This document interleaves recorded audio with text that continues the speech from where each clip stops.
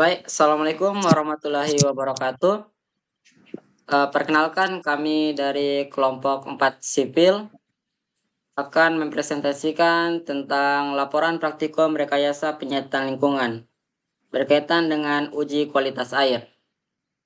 Sebelum itu, perkenalkan saya Muhammad Hasan Muharam, rekan saya Muhammad Yusuf Hidayat, kemudian Intan Indrasari, Rusdi Wahyudi, Muhammad Archi Fajar, Muhammad Asmunir Bainto, dan Wina Rahma Teh Soroga.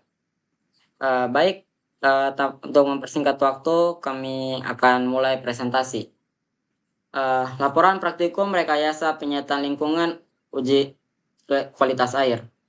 Laporan ini menyajikan hasil praktikum uji kualitas air yang dilaksanakan untuk menganalisis parameter kualitas air di Kalikadia Kendari.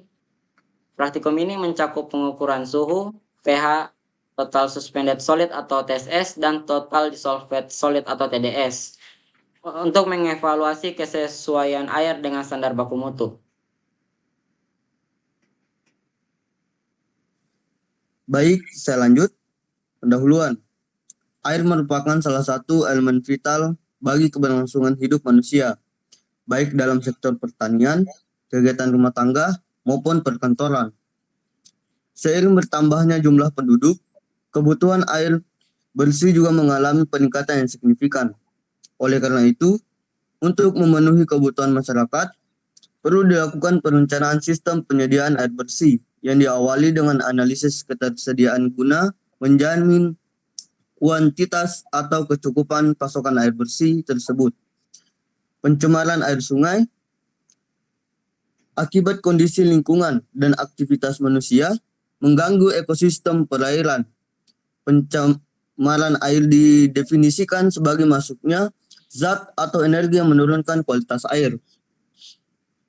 Kualitas air merupakan aspek krusial dalam mendukung kesehatan masyarakat, keberlangsungan lingkungan, dan pembangunan ekonomi. Namun, berbagai studi menunjukkan bahwa kualitas air di Indonesia mengalami penurunan akibat aktivitas antropogenik dan perubahan iklim. Misalnya, Sungai Jagir di Surabaya mengalami fluktuasi parameter kualitas air seperti nitrat, fosfat, dan suhu yang dipengaruhi oleh aktivitas perkotaan dan pertanian di sekitarnya. Selanjutnya rumusan masalah.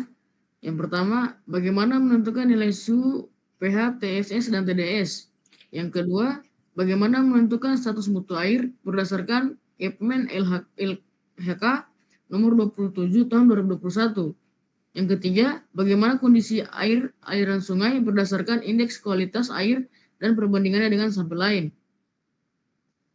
Selanjutnya tujuan praktikum. Yang pertama, menentukan nilai suhu, pH, TSS, dan TDS. Yang kedua, menentukan status mutu air berdasarkan Kepmen LHK nomor 27 tahun 2021. Yang ketiga, mengetahui kondisi air aliran sungai berdasarkan indeks kualitas air dan membandingkannya dengan sampel lain.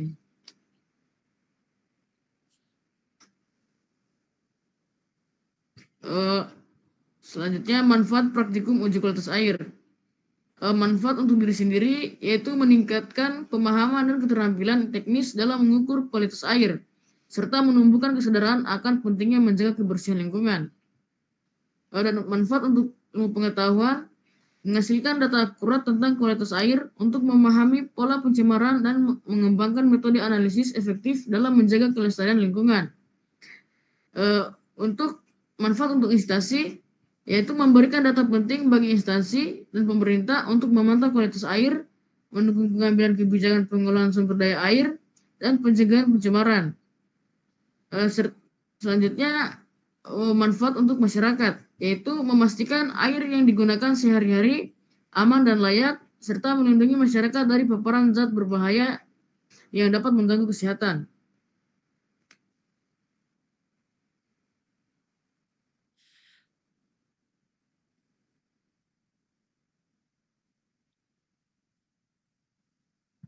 Baik, kita masuk ke bab 2 tinjauan pustaka.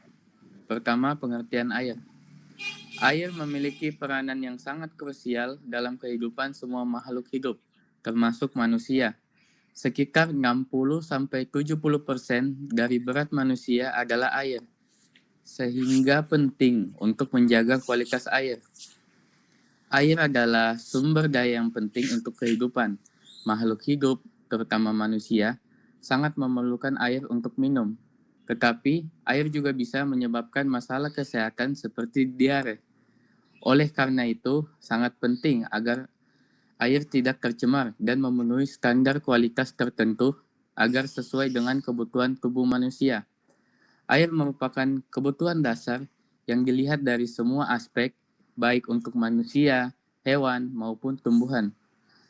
Manusia menggunakan air untuk berbagai keperluan, termasuk minum, mandi, memasak, mencuci, dan lainnya. Kebutuhan akan air untuk aktivitas sehari-hari bervariasi di setiap lokasi dan pada setiap strata kehidupan. Semakin tinggi standar kehidupan manusia, semakin besar pula kebutuhan air yang dibutuhkan. Selanjutnya, sumber-sumber air. Sumber air adalah lokasi atau sumber di mana air dapat ditemukan dan digunakan oleh manusia, hewan, tumbuhan, dan lingkungan. Berdasarkan posisinya, sumber air terbagi menjadi dua jenis utama, yaitu air permukaan dan air bawah tanah. Yang pertama, air permukaan. Air permukaan ini mencakup sungai, danau, waduk, rawa, dan curah hujan. Sungai dan danau memberikan jumlah air yang besar untuk kebutuhan irigasi, penggunaan rumah tangga, dan industri. Meskipun mereka sering terpapar resiko pencemaran dari limbah rumah tangga dan industri, curah hujan, jika dikelola dengan sistem penyimpanan yang baik, bisa menjadi alternatif untuk mendapatkan air bersih. Yang kedua, air bawah tanah, seperti mata air, sumur dangkal, dan sumur artesis. Seringkali berfungsi sebagai sumber utama untuk air minum, khususnya di desa-desa dan wilayah yang tidak memiliki cukup pasokan air permukaan. Mata air muncul secara alami karena tekanan hidrostatik dan biasanya memiliki kualitas yang lebih konsisten. Namun, tetap perlu dilakukan pengujian kualitas secara rutin. Selanjutnya, pencemaran air. Pencemaran air terjadi ketika makhluk hidup, zat, energi, atau komponen lain masuk ke dalam air akibat aktivitas manusia, menyebabkan kualitas air menurun hingga batas tertentu yang menghalangi fungsi air sesuai tujuan aslinya. Air di sungai, waduk, danau, serta laut bisa tercemar dari berbagai sektor seperti industri, pertanian, pemukiman, dan energi. Air buangan dari irigasi yang mengalir ke sungai sering membawa sisa atau larutan bahan organik yang dapat meningkatkan jumlah nutrien dalam sungai. Sebagai Parameter kualitas air merujuk pada sifat fisik, kimia, biologi, atau radiologis. Air yang membantu menilai seberapa baik kualitas air tersebut dan apakah cocok untuk berbagai kegunaan seperti air minum, pertanian, dan industri. Berbagai metode dapat digunakan untuk mengukur parameter kualitas air. Salah satunya adalah dengan mengumpulkan sampel air dan melakukan analisis di laboratorium. Adapun yang digunakan itu yang pertama power of hydrogen atau pH. Power of hydrogen atau pH adalah sebuah indikator kimia yang menunjukkan seberapa asam atau basa suatu cairan, termasuk air. Skala pH berkisar dari 0 hingga 14. Dengan angka 7 menandakan kondisi netral, angka di bawah 7 menunjukkan bahwa cairan tersebut bersifat asam, sedangkan angka di atas 7 menunjukkan sifat basa. Kondisi pH yang sangat asam atau sangat basa dapat merusak keseimbangan ekosistem perairan. Dalam pendekatan manajemen terpadu industri atau MTI, pengendalian pH menjadi faktor penting untuk menjaga keberlanjutan lingkungan. Air dengan tingkat keasaman tinggi mampu melarutkan logam berat berbahaya seperti timbal dan kadmium yang beracun bagi makhluk hidup di air dan manusia. Yang kedua, suhu. Suhu air menunjukkan seberapa panas atau dingin suatu badan air dan diukur dalam derajat Celcius. Faktor ini sangat penting dalam mengontrol berbagai proses fisik dan kimia di ekosistem perairan, termasuk kelarutan oksigen, laju reaksi kimia, dan kepadatan air. Umumnya, suhu air diukur dalam derajat Celcius. Menurut aturan di Indonesia yang tercantum dalam PP. Baik, selanjutnya standar baku mutu kualitas air. Standar baku mutu kualitas air merupakan tingkat atau nilai tertentu dari aspek fisik, kimia, dan biologi yang diterapkan untuk menentukan apakah air cocok untuk digunakan dalam berbagai keperluan seperti konsumsi, pertanian, industri, atau lingkungan perairan. Yang pertama, standar baku mutu kualitas air berdasarkan peraturan pemerintah. Peraturan pemerintah nomor 22 tahun 2021 menjelaskan bahwa baku mutu air mencakup batasan atau tingkat keberadaan organisme, zat, energi, atau bagian lainnya yang boleh ada, serta materi pencemar dalam air pada sumber tertentu sesuai penggunaannya. Air yang dimaksud dalam aturan ini meliputi semua jenis air yang ada di sumbernya dan berada di permukaan tanah, tidak termasuk air laut dan air tanah.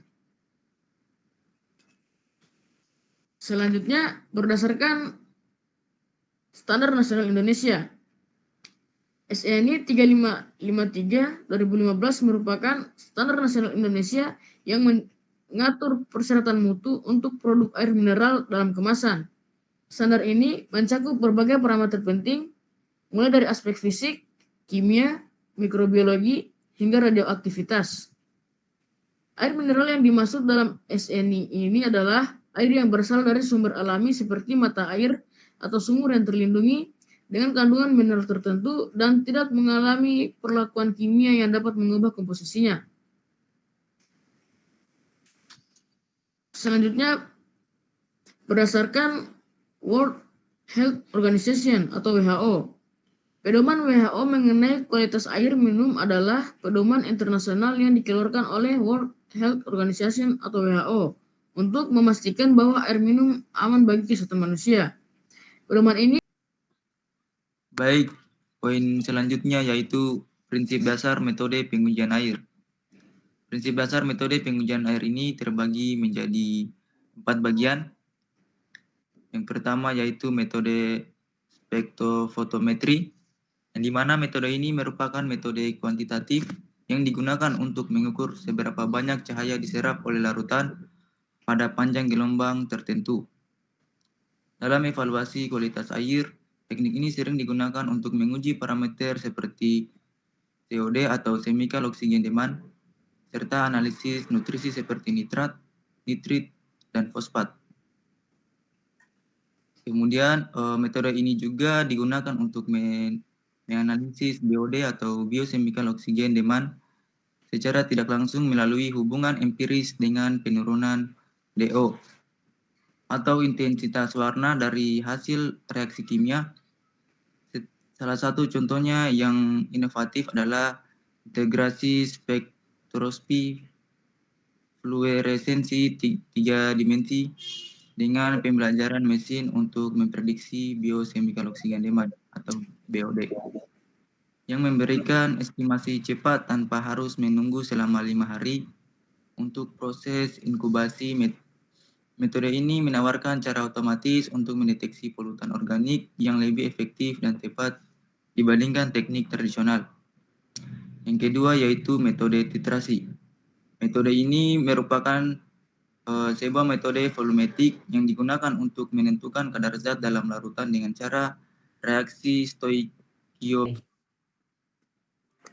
Selanjutnya, faktor-faktor yang mempengaruhi kualitas air. Faktor-faktor yang mempengaruhi kualitas air ini ada beberapa faktor. Yang pertama, faktor domestik. Aktivitas domestik adalah salah satu penyebab utama pencemaran air, terutama di kawasan dengan populasi padat. Limbah dari rumah tangga yang dibuang langsung ke saluran air tanpa melalui proses pengolahan meliputi air cucian bekas, limbah dapur, dan feses manusia dari tangki septic tank yang bocor. Selain itu, Limbah domestik juga mengandung mikroorganisme berbahaya seperti salmonella yang dapat menimbulkan risiko bagi kesehatan manusia. Air yang tercemar oleh limbah tersebut dapat menyebabkan penyakit seperti diare, kolera, dan hepatitis jika digunakan tanpa proses sterilisasi. Akses masyarakat yang terbatas terhadap sanitasi yang layak merupakan tantangan besar di berbagai daerah, terutama di area perkotaan dan pedesaan yang sedang berkembang.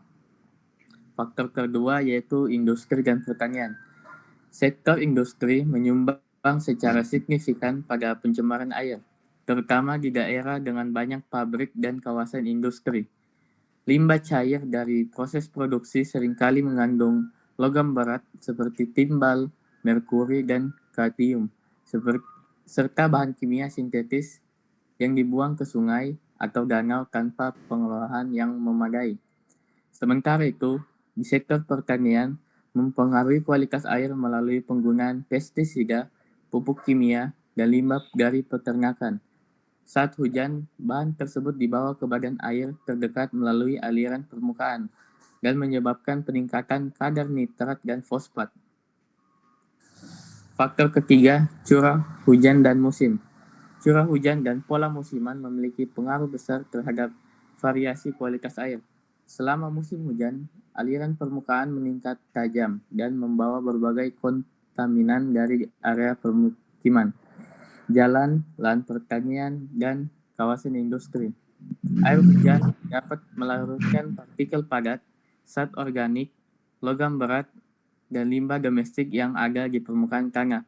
Baik, selanjutnya pengelolaan air.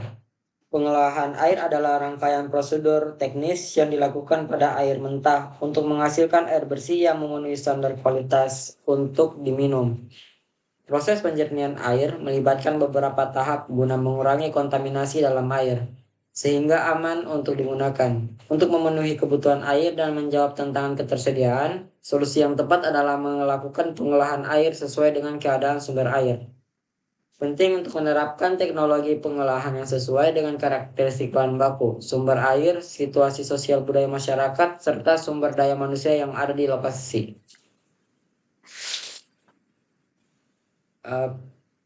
Pertama itu pengolahan fisika. Adapun metode pengolahan fisik yaitu sebagai berikut.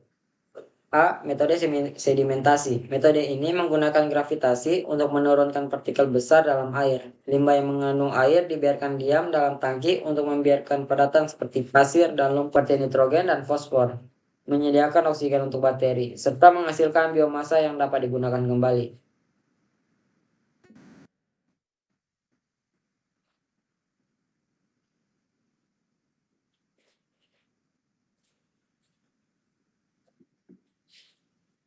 Husdi, kami Husdi.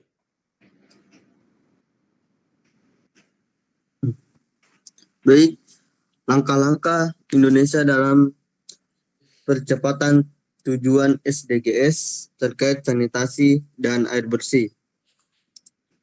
Indonesia telah melaksanakan sejumlah tindakan strategis untuk mempercepat pencapaian tujuan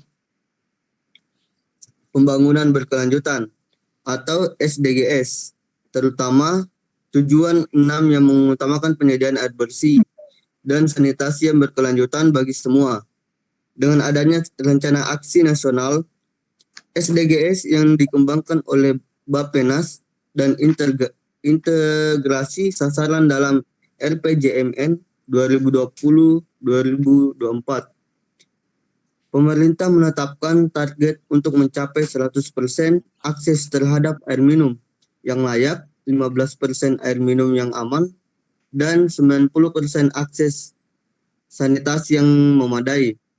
Untuk mendukung hal ini, Indonesia melaksanakan berbagai program nasional, termasuk PAMSIMAS, penyediaan air minum dan sanitasi berbasis masyarakat yang telah menjangkau banyak desa, serta SANIMAS, sanitasi berbasis masyarakat yang menyediakan fasilitas seperti IPAL, komunal, dan MCK umum.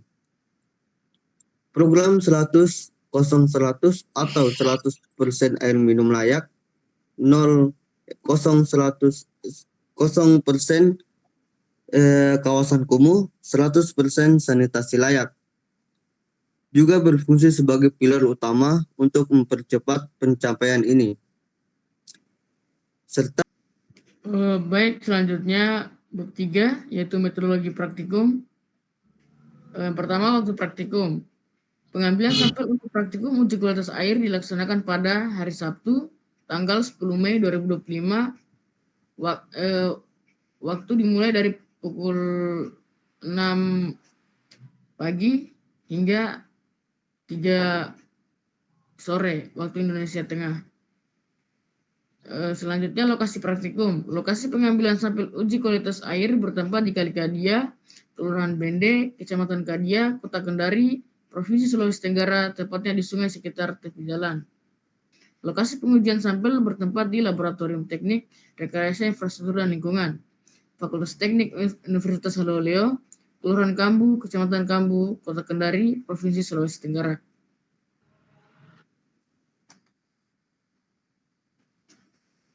Selanjutnya data primer dan data sekunder. Yang pertama data primer. Data primer adalah informasi utama yang dikumpulkan langsung oleh peneliti dari sumber asli seperti responden atau informan. Ini dapat berupa hasil observasi, wawancara, atau angket. Dalam penelitian ini, data primer diperoleh langsung dari survei yang dilakukan oleh kelompok 4. Yang kedua, data sekunder. Data sekunder adalah data penelitian yang diperoleh secara tidak langsung melalui media perantara, seperti dokumen, literatur, atau data yang sudah ada sebelumnya. Contohnya, buku, jurnal akademis, artikel, laporan keuangan, dan data sensus. Dalam penelitian ini, data sekunder diperoleh dari buku referensi, jurnal pendidikan, dan internet. Adapun alat dan bahan praktikum uji kualitas air yang digunakan adalah pertama ada alat fluke termometer yang berfungsi untuk mengukur air sungai untuk data temperatur akurat sebagai parameter kualitas air. Yang kedua ada pH meter yang berfungsi untuk mengukur derajat keasaman atau pH air permukaan. Indikator paling penting kualitas lingkungan perairan. Terus yang ketiga ada gelas corong, di mana alat ini berfungsi untuk membantu filtrasi untuk memisahkan partikel padat yang akan menghasilkan sampel jernih untuk dianalisis. Terus yang keempat ada gelas ukur, di mana alat ini berfungsi untuk mengukur volume larutan setelah penyaringan dan memastikan jumlah sampel sesuai analisis. Yang kelima ada timbangan, di mana berfungsi untuk mengukur berat sampel dan cawan untuk data massa akurat dalam analisis kuantitatif. Yang keenam ada botol sampel, di mana alat ini berfungsi untuk menyimpan sampel air sungai dan menjaga keutuhan agar kualitasnya dapat terjaga hingga bisa dianalisis. Yang berikutnya ada pinset, di mana alat ini berfungsi untuk membantu mengambil kertas saring setelah filtrasi dan menjaga kebersihan serta menghindari kontaminasi. Berikutnya ada oven, di mana alat ini berfungsi untuk memanaskan dan menetralisasi sampel dan menguapkan air untuk analisis residu padat. Berikutnya ada kertas saring, di mana alat ini berfungsi untuk memisahkan partikel tersuspensi yang menghasilkan sampel jernih untuk dianalisis. Kemudian cawan Petri yang berfungsi untuk sebagai wadah penyimpan sampel, kemudian ditimbang sebelum pengujian untuk keakuratannya. Berikutnya ada belangko data, yang dimana fungsinya untuk mencatat pengamatan dan informasi penting dan mendokumentasikan data secara sistematis. Kemudian berikutnya ada meteran, di mana alat ini berfungsi untuk mengukur ketinggian permukaan air dan parameter pendukung dalam pengujian kualitas air. Dan yang terakhir ada pipet tetes yang berfungsi untuk memindahkan larutan untuk penyesuaian volume atau kondisi sebelum analisis lebih lanjut.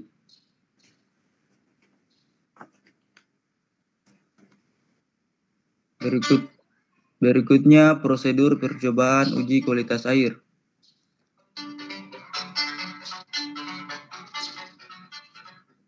Pertama itu pengukuran suhu. Pada pengukuran suhu ini ada beberapa prosedur. Pertama, siapkan alat dan bahan. Kemudian masukkan probe termometer ke badan sungai. Jangan lupa gunakan derajat Celcius. Kemudian catat nilai suhu yang tertera dan ulangi cara ini sebanyak 3 kali dengan rentang waktu setiap 30 menit. Yang berikutnya ada metode pengukuran atau prosedur pengukuran pH, di mana pengukuran pH ini terdiri dari beberapa prosedur. Pertama itu siapkan alat dan bahannya, kemudian buka tutup pelindung pH meter, kemudian nyalakan alat pH meter, terus rendam sensing elektrode ke sampel, tunggu 5 detik, dan catat nilai pH. Ulangi 3 kali cara yang saya sebutkan tadi sebanyak 3 kali setiap periode. Selanjutnya tutup pH meter setelah dicatat, dan pengukuran ini dilakukan sebanyak 3 periode. Terus prosedur selanjutnya ada prosedur pengukuran total suspended solid dan total dissolved solid atau TSS dan TDS. Metode atau prosedur pengukuran TSS dan TDS ini terdiri dari beberapa prosedur. Yang pertama itu timbang cawan Petri dan kertas saring, kemudian catat nilainya. Terus letakkan kertas saring pada corong di atas gelas ukur. Kemudian masukkan sampel air sebanyak 100 ml untuk yang jernih dan 50 ml untuk air yang keruh. Terus saring airnya menggunakan residu yang di atas kertas saring. Menggunakan residu atau kertas saring jika yang tertahan di kertas saring itu merupakan sampel atau hasil analisis TSS dan yang lolos dan air yang lolos merupakan hasil analisis TDS. Kemudian untuk TSS atau total suspended solid, letakkan residunya di cawan Petri, kemudian di oven kurang lebih selama 1,5 jam pada suhu 105 derajat Celcius. Dan untuk TDS atau total dissolved solid, memasukkan air sebanyak 20 ml sampel ke cawan Petri, kemudian oven kurang lebih 1,5 jam pada suhu 105 derajat Celcius. Setelah dipanaskan, masukkan sampel ke desikator kurang lebih selama 20 menit. Kemudian timbang sampel dan catat hasilnya. Kedua sampelnya ditimbang dan catat hasilnya. Yaitu seperti sampel TSS dan sampel TDS.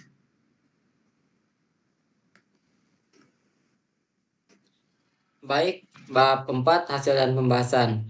Ini bisa kita lihat pada tabel-tabel data yang telah kami peroleh, mulai dari pengukuran pH, pengukuran suhu, pengukuran total suspended solid atau TSS, dan pengukuran total dissolved solid.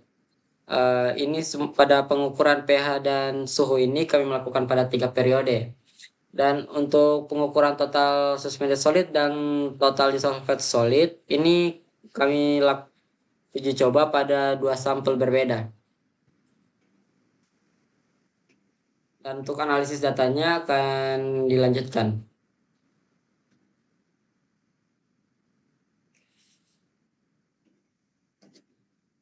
Slide berikutnya, Munir. Lanjut analisa data hasil pengamatan. Yang pertama, suhu.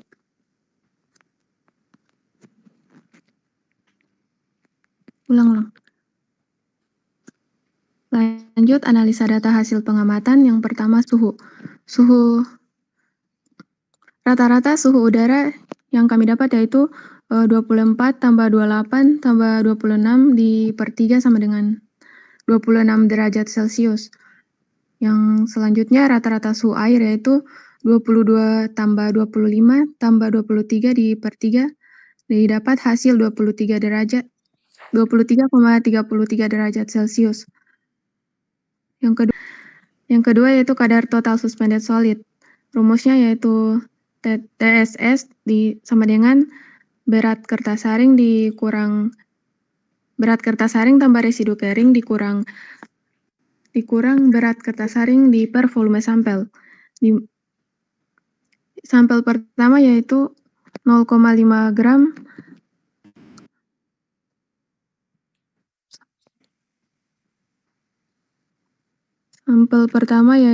sampel 1 A sama dengan 0,5 gram, B sama dengan 0,7 gram, V sama dengan 100 ml. TSS sama dengan 0,7 kurang 0,5 per 100 sama dengan 0,002 gram mililiter atau 0,002 gram per mililiter atau 2000 miligram per liter. Sampel 2 yaitu A sama dengan 0,5 gram, B sama dengan 0,6 gram, V sama dengan 100 ml. TSS yang didapat yaitu 0,6 kurang 0,5 per 100 sama dengan 0,001 gram per mililiter atau 1000 mg per liter. Selanjutnya kadar total dissolved solid atau TDS. Rumusnya yaitu TDS sama dengan berat kertas saring tambah residu kering dikurang kertas saring per volume sampel, di mana A sama dengan berat sampel 1 A sama dengan 61,7 gram, B sama dengan 62,0 gram, V sama dengan 20 ml. TDS sama dengan 62,0 kurang 61,7 per 20 sama dengan 0,015 gram per mililiter atau 1500 mg per liter. Kemudian sampel 2 A sama dengan 62,0 gram, B sama dengan 62,1 gram, V sama dengan 20 ml. TDS yang didapat yaitu 62,1 kurang 62,0 per 20 sama dengan 0,005 gram per mililiter atau 5000 mg per liter. Selanjutnya perhitungan indeks pencemaran atau IP. TSS sampel 1, kadar TSS sama dengan 2 mg per mililiter. Baku mutu TSS sama dengan 50 mg per liter. Indeks pencemar sama dengan 2 per 50 sama dengan 0,04 gram per mililiter. TSS sampel 2, kadar TSS sama dengan 1 mg per liter. Baku mutu TSS sama dengan 50 mg per liter. Indeks pencemar sama dengan 1 per 50 sama dengan 0,02 mg per liter. TDS sampel 1, kadar TDS sama dengan 15 mg per liter, baku mutu TDS sama dengan 1000 mg per liter, indeks pencemarnya sama dengan 15 per 1000 sama dengan 0,015. TDS sampel 2, kadar TDS sama dengan 5 mg per liter, baku mutu TDS sama dengan 1000 mg per liter, indeks pencemarnya sama dengan 5 per 1000 sama dengan 0,005. Selanjutnya pH sampel 1, rata-rata pH air 1 sama dengan 18,81, baku mutu sama dengan 6 sampai 9, indeks pencemar sama dengan 11,81 per 9 sama dengan 1,31. pH sampel 2, rata-rata pH air 2 sama dengan 7,78, baku mutu sama dengan 6 sampai 9, indeks pencemar sama dengan 7,78/9 sama dengan 0,86. pH sampel 3, rata-rata pH air 3 yaitu 9,80, baku mutu 6-9, indeks pencemar sama dengan 9,80/9 sama dengan 1,08. Suhu air, rata-rata suhu air sama dengan 23,33 derajat, baku mutu sama dengan 3 derajat Celcius, suhu normal sama dengan 25 derajat, dan indeks pencemar sama dengan 23,33/25 sama dengan 0,93 derajat Celcius. Lanjut, analisa indeks kualitas air. Untuk menentukan indeks kualitas air digunakan rumus dari modul uji kualitas air 2025. Yaitu rumusnya indeks pencemar sama dengan akar konsentrasi parameter kualitas air hasil survei per konsentrasi parameter kualitas air di pangkat 2 M tambah konsentrasi parameter kualitas air hasil survei per indeks pencemar bagi peruntukan di pangkat 2 R di per 2. Sampel 1 nilai CI per LIG rata-rata sama dengan 2 tambah 15 tambah 0,93 tambah 38 sama dengan per 4 sama dengan 5,43. IP suhu sama dengan 0,93 derajat. IP total sama dengan akar 0,93 di pangkat 2 tambah 5,43 pangkat 2 di per 2 sama dengan 5,50. Indeks pencemaran atau pollution index untuk sampel 1 adalah 5,50 yang menunjukkan bahwa air tercemar ringan, yaitu 5,50 lebih kecil dari 10,0. Lanjut sampel 2. Nilai CI per LIG rata-rata sama dengan 1 tambah 5 tambah 0,93 tambah 0,22 di per 4 sama dengan 1,78. IP suhu yang didapat yaitu 0,93 derajat Celcius. IP totalnya yaitu akar 0,93 pangkat 2 tambah 1,78 pangkat 2 di per 2 sama dengan 2,01. Indeks pencemaran atau pollution index untuk sampel 2 adalah 2,01 yang menunjukkan bahwa air tercemar ringan, yaitu 2,01 lebih kecil dari 10,0. Baik, bab 5 penutup. Partikum uji kualitas air di Kali Kadia, Kelurahan Bende, Kecamatan Kadia, Kota Kendari, Sulawesi Tenggara telah dilaksanakan untuk mengevaluasi kondisi air sungai berdasarkan beberapa parameter kunci. Hasil pengukuran suhu, pH, total suspended solid (TS) dan total dissolved solid (TDS) memberikan gambaran komprehensif mengenai tingkat pencemaran dan kelayakan air untuk berbagai penggunaan. Yang pertama, hasil pengukuran parameter kualitas air. Suhu udara berkisar 24 derajat Celcius sampai dengan 28 derajat Celcius.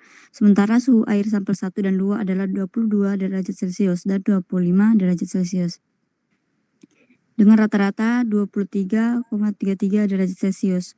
Nilai ini masih dalam batas toleransi baku mutu deviasi kurang lebih 3 derajat Celcius dan 25 derajat Celcius, menunjukkan kondisi suhu air yang stabil tanpa pencemaran termal. pH. Sampel 1 memiliki rata-rata pH 11,81, jauh di atas batas 6-9, menjadikannya sangat basa dan tidak layak. Sampel 2 dengan rata-rata pH 7,78 masih dalam rentang yang diizinkan, sehingga hanya sampel 2 yang memenuhi kriteria keasaman air. Total suspended solid. Kadar TSS sampel 1 adalah 2000 mg per liter dan sampel 2 1000 mg per liter. Kedua nilai ini jauh melampaui ambang batas baku mutu air kelas 2, yaitu 50 mg per liter. mengindikasikan pencemaran fisik signifikan yang mengganggu organisme akuatik dan kualitas air domestik. Selanjutnya, total dissolved solid. Sampel 1 menunjukkan 15.000 mg per liter dan sampel 2 5.000 mg per liter. Nilai-nilai ini juga melebihi batas maksimal yaitu 1.000 mg per liter. Menunjukkan pencemaran kimiawi serius dari limbah domestik, aktivitas manusia atau limbah non-hayati membuat air tidak layak konsumsi tanpa pengolahan. Yang kedua, indeks pencemaran dan status mutu air. Nilai indeks pencemaran IP untuk sampel 1 adalah 5,50 dan sampel 2 adalah 2,1. Berdasarkan klasifikasi kedua sampel termasuk dalam kategori tercemar ringan, IP 1 sampai dengan 10. Meskipun demikian, IP sampel 1 yang mendekati batas atas menunjukkan pencemaran yang lebih signifikan, terutama karena pH dan TDS yang tinggi. Penentuan status mutu ini didasarkan pada perbandingan hasil pengukuran dengan baku mutu lampiran 4 PP 022 tahun 2021 dan Kepmen LHK nomor 27 tahun 2021. Secara keseluruhan, parameter yang diuji tidak sepenuhnya sesuai dengan baku mutu sehingga menghasilkan status mutu air tercemar ringan. Yang ketiga, karakteristik fisik dan indeks kualitas air (IKA). Secara fisik, air sungai tampak jernih, namun agak kekuningan dan berbau tidak sedap. Mengindikasikan pencemaran kemungkinan dari limbah domestik. Kedalaman air yang dangkal 23 cm berpotensi mempercepat penumpukan zat pencemar hasil laboratorium yang menunjukkan pH, TSS, dan TDS melebihi ambang batas mendukung observasi fisik ini. Berdasarkan perhitungan indeks kualitas air (IKA), lokasi pengambilan sampel memperoleh nilai 60 yang termasuk dalam kategori sedang. Dibandingkan dengan kelompok 8 sipil (IKA 55), kualitas air di lokasi kami sedikit lebih baik. Namun kedua lokasi sama-sama mengindikasikan bahwa air sungai belum memenuhi baku mutu untuk penggunaan langsung, terutama konsumsi, sehingga memerlukan pengolahan lebih lanjut. Kemudian saran dan rekomendasi berdasarkan hasil praktikum dan analisis kualitas air kelompok 4 dan tidak bisa dilihat tulisan. Baca sambil Saran dan rekomendasi. Bisa kosong. Kemudian saran dan bisa. Kemudian saran dan rekomendasi berdasarkan hasil praktikum dan analisis kualitas air kelompok 4 sipil memberikan beberapa saran untuk perbaikan di masa mendatang. Saran-saran ini ditunjukkan kepada pihak laboratorium, asisten dosen, praktikum selanjutnya, dan anggota kelompok demi meningkatkan kualitas pelaksanaan praktikum dan pemahaman materi. Pertama, saran untuk laboratorium. Pihak laboratorium diharapkan memastikan ketersediaan alat dan bahan dalam kondisi baik dan layak pakai sebelum praktikum pemeriksaan rutin atau kalibrasi alat perlu dilakukan untuk menjaga akurasi hasil. Modul praktikum disarankan diperbarui secara berkala agar sesuai dengan perkembangan materi dan mudah dipahami mahasiswa. Instruksi dan dosen atau asisten sebaiknya disampaikan dengan jelas dan sistematis, disertai pendampingan aktif dan dari asisten untuk menghindari kebingungan praktikan. Kemudian saran untuk asisten dosen diharapkan memberikan arahan yang lebih rinci dan responsif terhadap pertanyaan praktikan, pendekatan yang komunikatif serta bimbingan aktif selama praktikum akan sangat membantu mahasiswa dalam memahami prosedur dan hasil pengujian. Kemudian saran untuk praktikan selanjutnya, mahasiswa diharapkan membaca dan memahami modul sebelum praktikum agar kegiatan berjalan lancar dan efisien.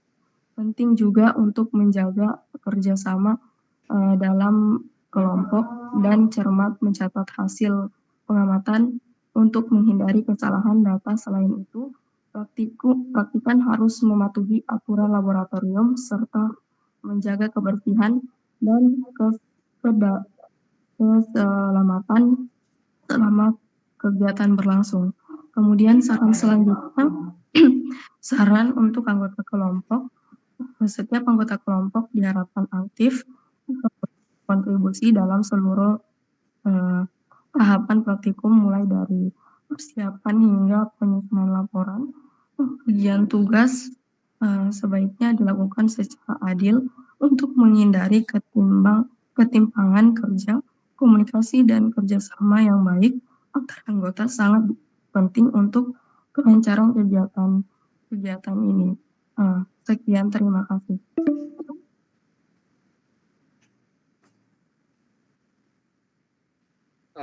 Baik, mungkin itu saja presentasi dari kelompok kami, kelompok 4 sipil.